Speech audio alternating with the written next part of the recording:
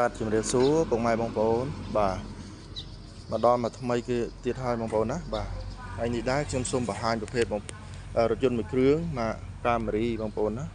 កាមេរីបឡែន 03 LE បងប្អូនជាប្រភេទលំដាប់មេឡានណាបងប្អូនមកគ្រឿងនេះថ្មីមានកន្លែងទាស់ទេបងប្អូនបាទផ្លាកលេខមកអសទេប៉ុន្តែឡានថ្មីណាអត់មានកន្លែងទាស់បងប្អូនអត់បុកអត់ប៉ះអត់មានប៉ះពីអីទាំងអស់បងឡាននេះថ្មីបងប្អូនជួយឲ្យបងប្អូនមើលមកជុំបាទលេងយ៉ានអីណុកអីហើយមកជុំឲ្យបងប្អូនហើយសបកកង់អីគឺថ្មីតែម្ដង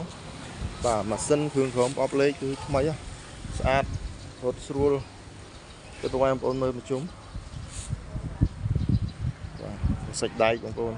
ឆ្នាំគឺមែនតើឡាននេះជួយសម្រាប់ពុកម៉ែបងប្អូនចង់បានយកទៅប្រើបាទអត់ទាស់ទេបាទមើលមកជុំសិនទៅ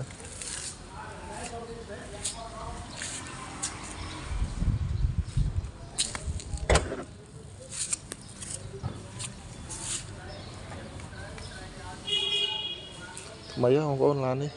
ថ្មីមែនតើលំដាប់មេឡានហើយបាទពុកម៉ែបងប្អូនគឺពុកម៉ែបងប្អូនមើលខាងក្នុងតិចបាទបងប្អូនមើលសាច់ជ័រខាងក្នុងបងប្អូនបាទជាងទ្វារជាងអីបាទថ្មីមែនតើបងប្អូនឡាននេះថ្មីខ្ញុំពុកម៉ែបងប្អូនចាប់អារម្មណ៍យកទៅប្រើបាទយកមកគ្រឿងនេះអត់ទោះហើយលំដាប់ផែមេឡានបងថ្មីហើយលេង Android ហើយអស់ហើយបងប្អូនបាទកាមេរ៉ានិយាយ Android អីមកសេត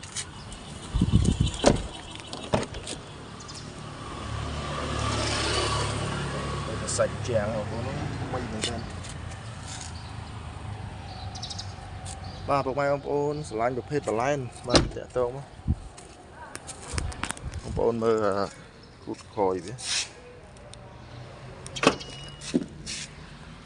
បាទនេះបងប្អូន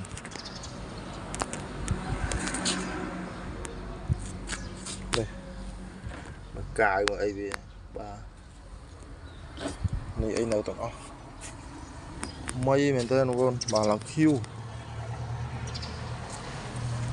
គ្រឿងសម្រាប់មេឡានបងប្អូនបាទស្រឡាញ់តាក់ទងមកហើយលេងយ៉ាន់លេអស់ហើយបងប្អូនណាសបកកង់ថ្មីអ៊ីណុកអីមកជុំបាទ